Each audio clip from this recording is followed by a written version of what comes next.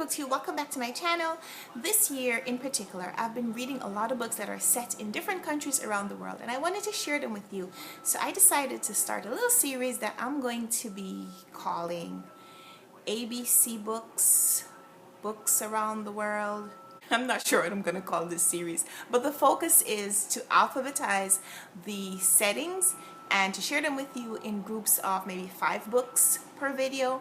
So in this video, I'm going to share books from countries that begin with A, B, C, D, and E.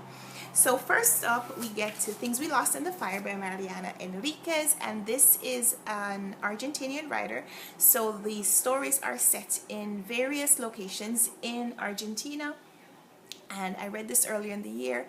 These are some very gripping, intense, dark stories, and some of them were a little bit more intense than others. I'm still trying to recover from some of the things that were mentioned in the final story, which was the title story. And I reviewed that, so I'm going to put a link to my review if you want to hear more about what I thought about this one. But this is my A book, A for Argentina.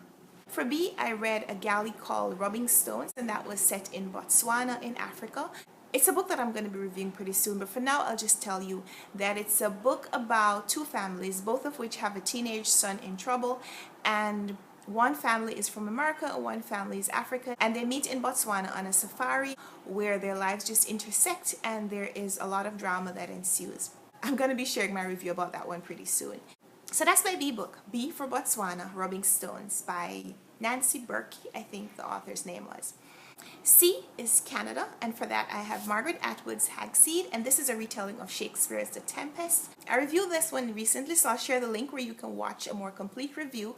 But this one is a story about an artistic director who is putting on a rendition of Shakespeare's The Tempest, and he loses his job and goes into seclusion. Years later, he's able to put on the same play and kind of get revenge on the people who caused his life to spiral out of control in the first place. So that's C, C for Canada. For D, we go to the Dominican Republic, and that is Julia Alvarez, How the Garcia Girls Lost Their Accent. The main setting of this book is actually in New York City, but it starts in the Dominican Republic. And so in the beginning of the book, we get a chance to see the characters in their early life in the DR, and then make a comparison to how their lives change when they move to America. So this is an immigrant story, the tale of assimilation and integration, and how immigrants change in response to their changed circumstances. So D is Dominican Republic, Julia Alvarez, How the Garcia Girls Lost Their Accent. E is England, and for that I have Sherlock Is My Name by Howard Jacobson, and this is another Shakespeare retelling, this time of The Merchant of Venice.